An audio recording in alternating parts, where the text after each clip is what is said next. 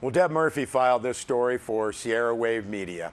The horses involved in a senseless attack Monday, July 2nd at Big Pine Saddle Club, they're on the mend. The reward has nearly doubled, and immediate plans are underway for a security surveillance system at the site, the Big Pine Saddle Club. Now, last Friday, the Inyo County Sheriff's Department announced a $5,000 reward for information leading to the arrest and conviction of the perpetrator of both that assault on 9 horses and the torching of a pickup truck at the club.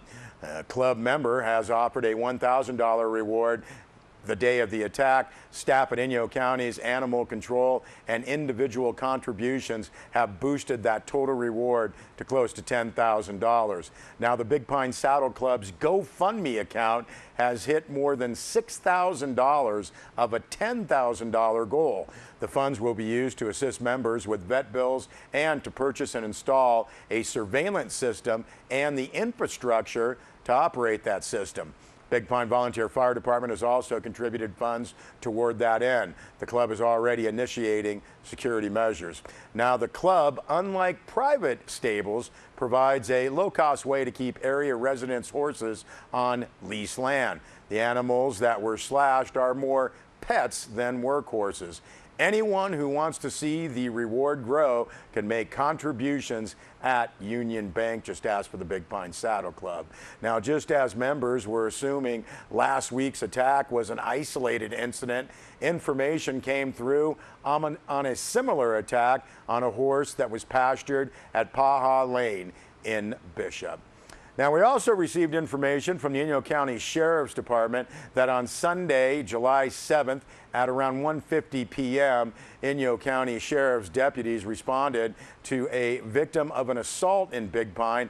This is according to the victim. The attacker referenced the Saddle Club incident as the reason for the attack. Now, the Inyo County Sheriff's Department asking that the public keep in mind that this is an open investigation. Vigilante justice is not only unacceptable, it is a crime, and vigilante justice only hinders the investigation. Inyo County Sheriff's Department cannot underscore enough that the best role that the public can play is as a reporter of relevant information and credible tips. Inyo County Sheriff's Dispatch, talk to a lot of them almost every month, 760-878-0383. Well, the Georges fire is causing a lot of problems in southern Inyo County from the closure of the Whitney Portal area and Mount Whitney Trail to health advisories. A stage 1 health advisory was once again issued for Independence and Lone Pine today due to that Georges fire, which at last report this morning estimated at 2,500 acres and 10% containment. Command of the fire has transitioned to a SoCal Team 3, a Type 2 incident management team.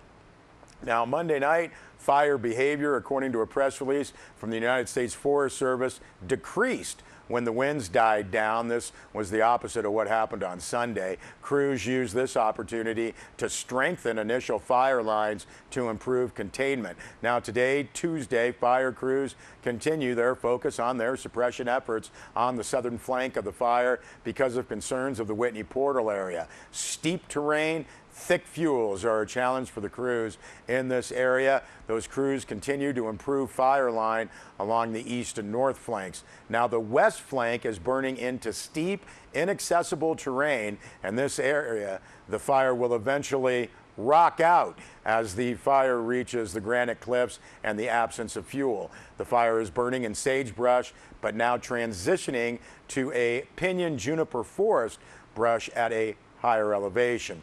The monsoonal weather pattern will continue to bring lightning storms and gusty winds to the fire area through the end of the work week.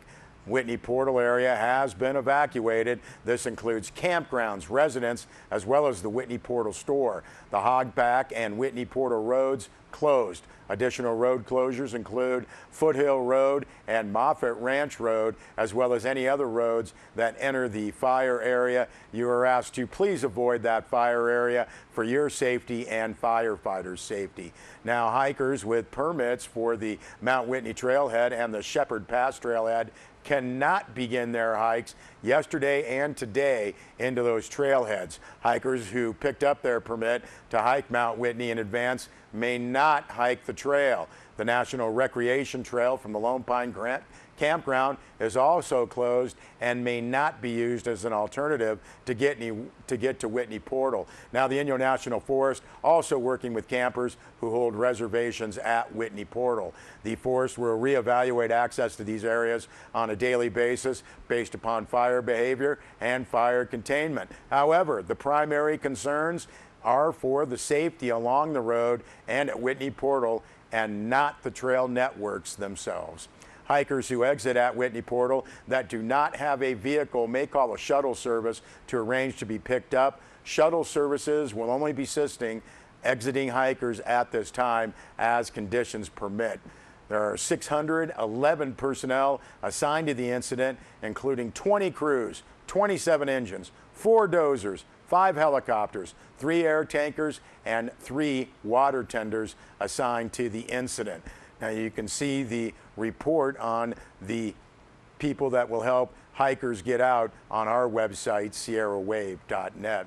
Also, a stage 1 health advisory recommends children, the elderly, people with heart or lung problems, or people with current illnesses such as the flu, stay indoors, avoid strenuous outdoor activities in the impacted areas. We have posted all of the updates on the Georges fire on our website, sierrawave.net. Well, the Mammoth Lakes Tourism and Mammoth Lakes Resorts in less than 5 weeks secured a new airline carrier for the Mammoth Lakes to Los Angeles flight route. Again, this is just over a month after Alaska Airlines announced it was pulling its service. United Airlines will add new service to Mammoth Lakes from its Los Angeles hub at Los Angeles International Airport this winter. The airline will offer service beginning December 1st using a 70-seat Bombardier CRJ 700. Flights will run once daily, year-round. Now, as the 3rd largest carrier in the world, press release notes United brings a remarkably large hub and spoke system to the table, making Mammoth Lakes more accessible to visitors across the country and around the globe. Said John Erdy, Executive Director of Mammoth Lakes Tourism. United Airlines has been a strong partner for us for nearly a decade, and adding their worldwide connectivity to in Los Angeles for year-round daily flights to Mammoth Yosemite Airport adds another major level to that partnership, end quote. Mammoth Lakes Tourism, Mammoth Lakes Resort have worked with United Airlines over the years on the flight route from San Francisco to Mammoth. Mark Brownlee, the president and COO of Mammoth Resorts, said one of our key strategies is to improve access in and around the Eastern Sierra in order to solidify Mammoth Mountain as a world-class year-round destination resort. By partnering with United Airlines on the strategic development of air service into the region, we will continue to expand year-round access to Mammoth Yosemite and the surrounding area. You know, you can round-trip flights from LAX to Mammoth Yosemite Airport via United Airlines, now bookable already at united.com. Well, Deb Murphy filed a couple of stories for Sierra Wave Media, including noting that the 500 cubic feet per second flows scheduled for the Owens River Gorge late last month, they've been postponed until later this month. But the impact of flows 10 times greater than what has been released hasn't been postponed. What about the fish and their habitat?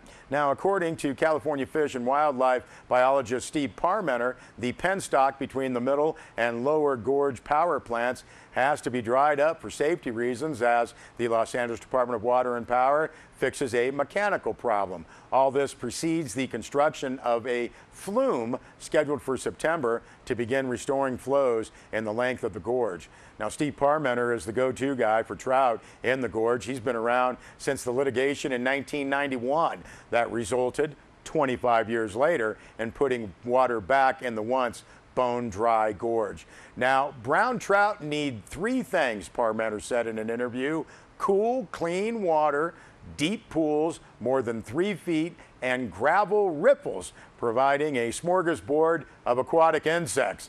All of the above could improve with the planned flows. Now, anecdotal evidence says the fishing experience could improve after the high flows. A few years after the 2003 release, Steve Parmenter got calls from anglers asking, hey, what'd you guys do? The fishing's great in the gorge. Deb Murphy also filed a story noting that Friends of the Inyo is the latest entity to come out in support of ranchers with grazing leases in Long Valley. Leases receiving a fraction of previous irrigation water allocations this year and possibly no water following an environmental analysis by landowner, the LADWP. Now, initially, the DWP leases indicated no water for this year. Now, in early May, Los Angeles Mayor Eric Garcetti indicated by letter ranchers would receive an amount of water similar to 2016, which was also based on snowpack conditions. Snowpack this year came in at 82% of normal compared to 71% in 2016. The total water for Mono County leases this year amounts to 18% of historical allocations. Bishop-based Friends of the Inyo, in its June 29th letter to Mayor Garcetti, noted the 2012 Bi-State Action Plan that kept the sage grouse off the endangered species list. Now, the plan clearly states that irrigated meadows are crucial for successful brood rearing habitat. Now, a new wrinkle introduced by the correspondents. Prior to the development of the Crowley Lake Reservoir, the lower part of Long Valley contained several thousand acres of wetland habitat. In essence, the 6,200 acres of irrigated leasers helped maintain those wetlands. LADWP had indicated its no water policy would improve the ecosystem by returning the land to pre-irrigation conditions. However, it's doubtful the department intends to fill Crowley Lake. We urge you to see our website, sierrawave.net, for Deb's full reports. We'll be back with our first segment of the Mammoth Lakes 4th of July Parade.